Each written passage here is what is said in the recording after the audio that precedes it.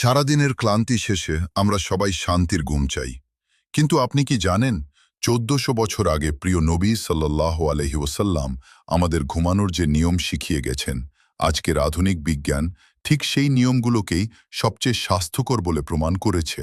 চলুন জেনে নিই ঘুমানোর 3টি সুন্নাহ এবং এর পেছনের বিজ্ঞান সম্পর্কে।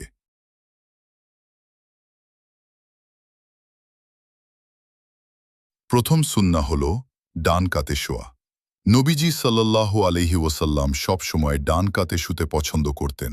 আধুনিক চিকিৎসা বিজ্ঞান বলছে ডান কাতে শুলে আমাদের হৃৎপিণ্ড বা হার্টের ওপর চাপ কম পড়ে, ফলে রক্ত সঞ্চালন স্বাভাবিক থাকে। এছাড়া এটি হজম প্রক্রিয়ায় দারুণ সাহায্য করে। দ্বিতীয় সুন্নাহ, ঘুমানোর আগে বিছানা ঝেড়ে নেওয়া।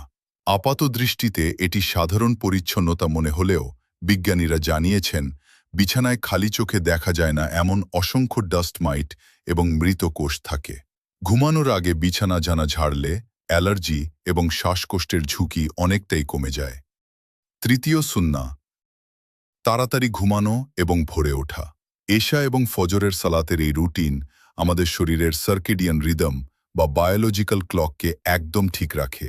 যারা ভোরে ওঠেন তাদের মস্তিষ্ক বেশি কর্মক্ষম থাকে এবং স্মৃতিশক্তি ভালো হয়।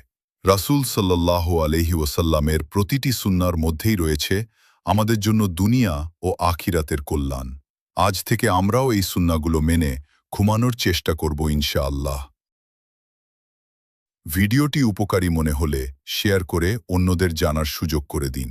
এমন আরও ইনফরমেটিভ ভিডিও পেতে চ্যানেলটি সাবস্ক্রাইব করে সাথেই থাকুন। আসসালামু আলাইকুম।